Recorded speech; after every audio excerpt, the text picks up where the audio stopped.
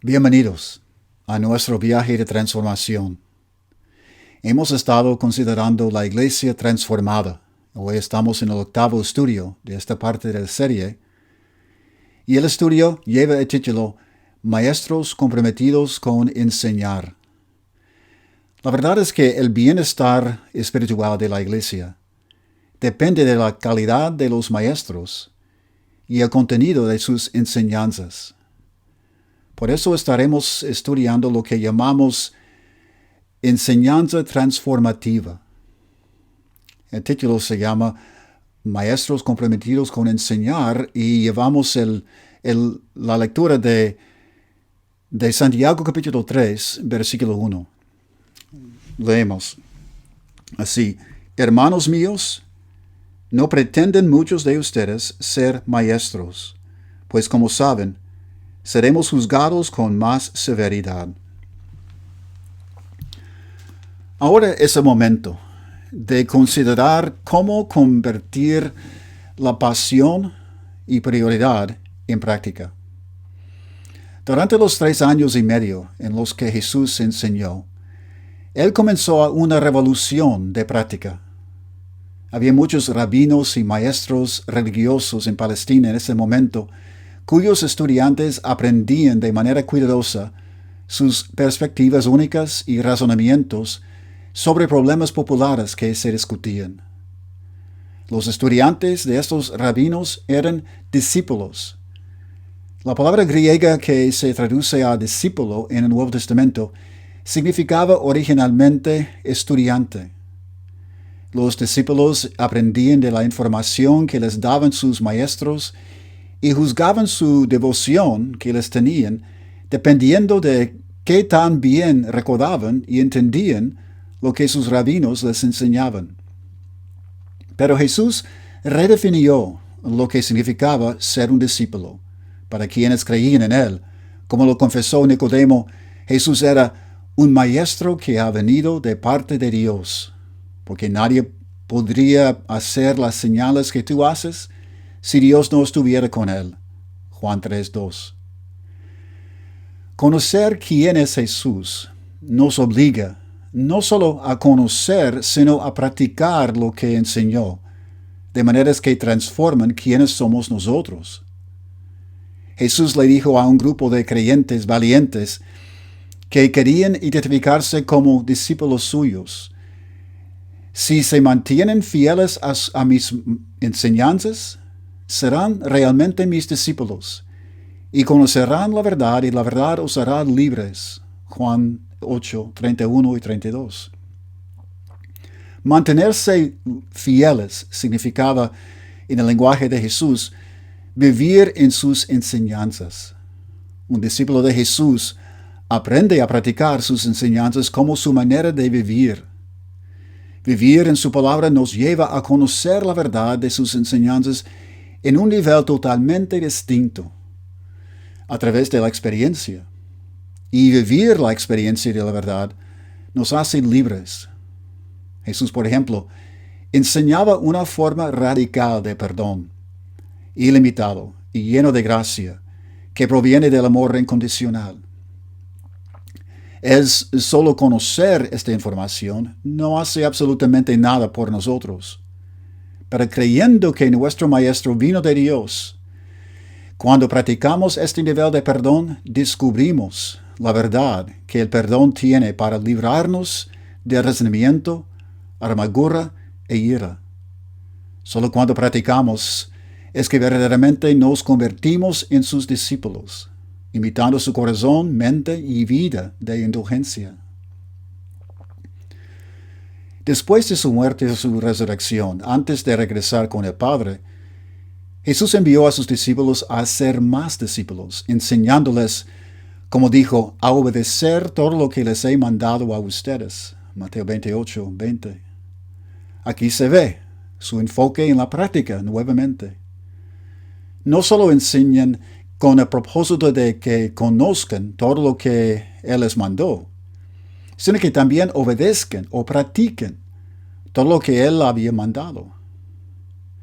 En sus mentes debía estar principalmente el mandamiento que les dio antes de morir. Este mandamiento nuevo les doy, dijo, que se amen los unos a los otros, así como yo los he amado. También ustedes deben amarse los unos a los otros.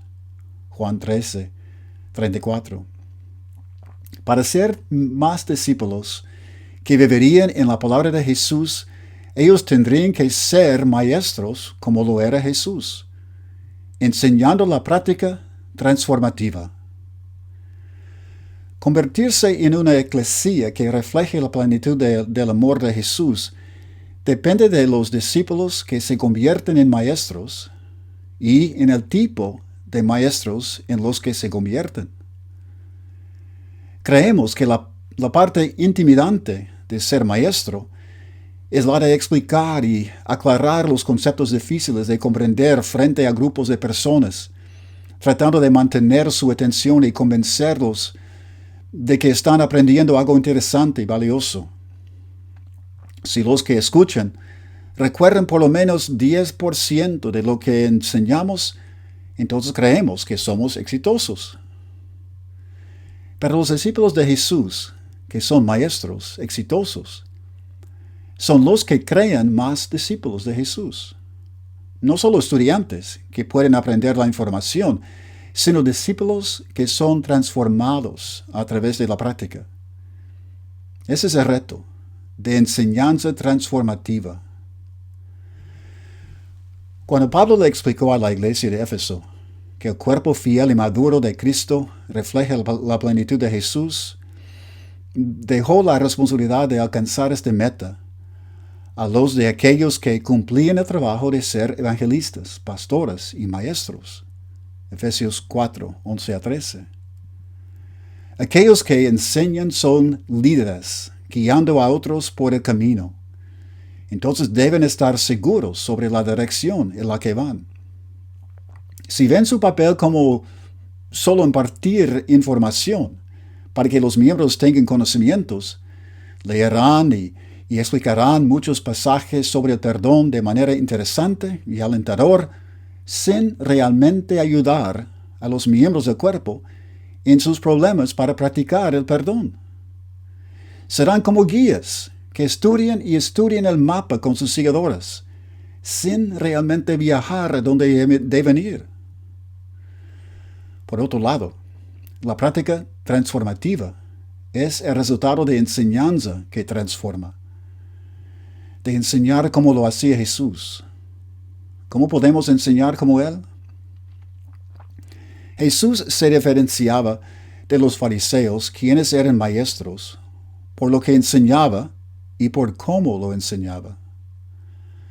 Los fariseos habían prestado demasiada atención a discusiones sobre temas como qué tipo de trabajo se podía hacer en sábado, el día de descanso, y cómo exactamente, precisamente, dar una ofrenda de la 10ª parte de todo lo que se poseía. Y habían fallado en enseñar misericordia, justicia y fidelidad. Jesús, sin embargo, les enseñó a las personas cómo vivir en la presencia del Padre, al vivir en amor, practicando la misericordia, justicia y fidelidad. Lea el Sermón del Monte para que tenga una idea de lo que él enseñaba. El escritor de Hebreos hubiera clasificado las enseñanzas de los fariseos como verdades elementales, al igual que, como dijo, instrucción sobre bautismos y la imposición de manos y la resurrección de los muertos y juicio eterno. Hebreos 5:11 hasta 6:3. Podríamos agregar a la lista, por ejemplo, interpretaciones del libro del Apocalipsis y asuntos sobre cómo adorar a Dios. De acuerdo con el autor inspirado, debemos movernos más allá de estas enseñanzas, que son necesarias, pero en realidad elementales, y enfocarnos en las enseñanzas sobre el mensaje de justicia, Hebreos 5:13, el cual nos traerá a madurez. Quizás teníamos nuestras prioridades al revés, pensando que los temas sobre cómo vivir de manera justa, en misericordia, humildad y justicia, eran verdades elementales. De hecho, estas representan verdades difíciles para aquellos como nosotros que previamente se habían entrenado a sí mismos para vivir vidas egoístas, alejadas del Padre. Siempre es más difícil aprender a vivir de una manera nueva que aprenderse argumentos para discusiones religiosas. La enseñanza transformativa requiere un currículo de enseñanza muy enfocada. Vivir en el reino en la presencia del Padre depende de aprender a practicar cualidades específicas en su imagen, como la paciencia, misericordia, compasión, perdón, al igual que otros aspectos del amor incondicional hacia nuestros prójimos. Esas palabras tienen significados que todo discípulo debe comprender de manera personal e íntima. Si les pedimos a las personas que definen el perdón, escucharemos numerosos intentos de describir su práctica desde la observación humana común. Jesús, sin embargo, puede enseñarnos precisamente qué significa de la perspectiva del Padre. El perdón significa echar la ofensa para afuera y tratar a la persona como si nunca nos hubiera ofendido. Los maestros que hacen discípulos para Jesús pasarán mucho tiempo con los creyentes, enseñándoles el significado práctico de las palabras tales como humildad, misericordia, compasión y bondad, desde la perspectiva de las enseñanzas de Jesús. ¿Cómo podemos siquiera comenzar a vivir de una manera transformada como cuerpo de Cristo si no compartimos y atesoramos el entendimiento que nos otorga? Compadécete del discípulo que ha aprendido a discutir de manera fluida sobre alguna enseñanza que en realidad es elemental y al mismo tiempo tiene dificultad al definir y describir las varias facetas de humildad. Pero la enseñanza transformativa es mucho más que elegir los temas correctos para enseñar. Es un tipo de enseñanza distinta, a la que solo busca transmitir información. Cuando éramos estudiantes en la escuela, podíamos estudiar para un examen de historia a través de memorizar hechos, y después, de manera inmediata, olvidar todos esos hechos después del examen. Jesús quiere que aprendamos a pensar de manera distinta. Pensamientos que van desde el significado hacia la práctica personal, descubriendo de manera creativa y consciente la práctica. Al final de la parábola del buen samaritano, en Lucas 10, Jesús le dijo al experto en la ley de Moisés con quien hablaba: «Ve tú y haz lo mismo». Para ilustrar el significado de amor al prójimo como nos amamos a nosotros mismos, él le había contado sobre un samaritano, quien se detuvo a ayudar a un judío que había sido asaltado y dejado por muerto. Jesús describió, sin nombrar las cualidades, la humildad, compasión, misericordia, perdón, bondad, paciencia, crear la paz, generosidad y fidelidad que practicó el samaritano. Si el experto en la ley había prestado atención, tendría imágenes en su mente de cómo practicar esas cualidades. Después, cuando Jesús lo invitó a ir y a hacer lo mismo, tendría que pensar de manera creativa sobre sus propias experiencias para descubrir momentos en los cuales podría practicar las cualidades del amor. No tenía que buscar a alguien que había sido robado y dejado casi muerto en la calle, sino que tenía que pensar cuidadosamente sobre cómo cruzar la distancia entre él y otra persona, incluso un enemigo, para amar. Una ocasión, cuando yo hablaba sobre esta parábola con un joven a quien estaba aconsejando en el centro de detención para los jóvenes, él decidió, como respuesta a la parábola, decidió invitar a un miembro de una bandilla contraria para que jugara al básquetbol con él. Había paciencia, indulgencia, compasión, misericordia, humildad y paz en este pequeño acto de amor. Los maestros de Jesús deben enseñarles a los discípulos no solo a conocer las historias de Jesús, sino cómo permitir que estas historias cambien la manera en que piensan y se dirigen en la práctica personal. Ese tipo de reflexión y descubrimiento sucede de manera más exitosa en reuniones individuales o grupos pequeños, en los que los participantes están interactuando de manera más personal. Y hay un intercambio más atento y pensativo entre maestro y estudiante o entre los estudiantes. Un grupo pequeño e informal les da a los discípulos tiempo y espacio para pensar de manera cuidadosa y provee un espacio seguro para que se expresen de manera más profunda.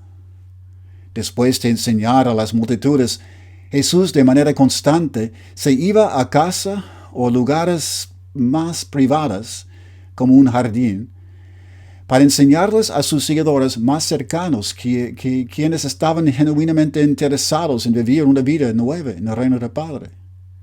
Y en aquellos momentos, sus discípulos, en privado, podían admitir que no entendían algo que él enseñaba y podían expresar sus dudas sobre ellos mismos, que Jesús podía ayudar a resolver.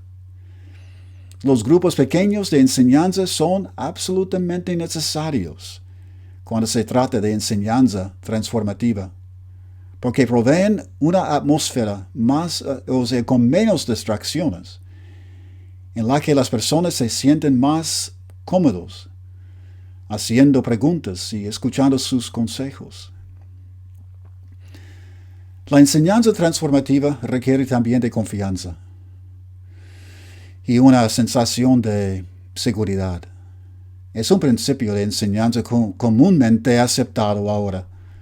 Los estudiantes aprenden de manera más efectiva cuando se sienten seguros.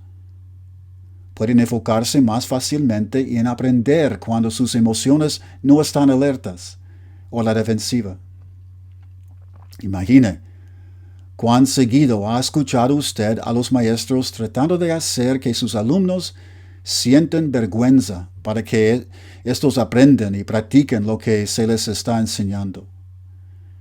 Esa técnica no funciona, porque solo se produce la obediencia para evitar la vergüenza. Pero la enseñanza no está interiorizada como un deseo más profundo del corazón. La transformación genuina solo puede suceder de adentro hacia afuera. Para interiorizar las enseñanzas de Jesús sobre la indulgencia, los discípulos primero deben sentirse suficientemente seguros para permitir que éste examine sus corazones sin ponerse a la defensiva. Imagine lo segura que se sentía la mujer en la presencia de Jesús, que vio a Jesús en la casa de Simón el fariseo. Lo suficientemente segura para arriesgarse a recibir miradas de deshonra y desprecio por parte de los invitados de Simón, e incluso de él mismo.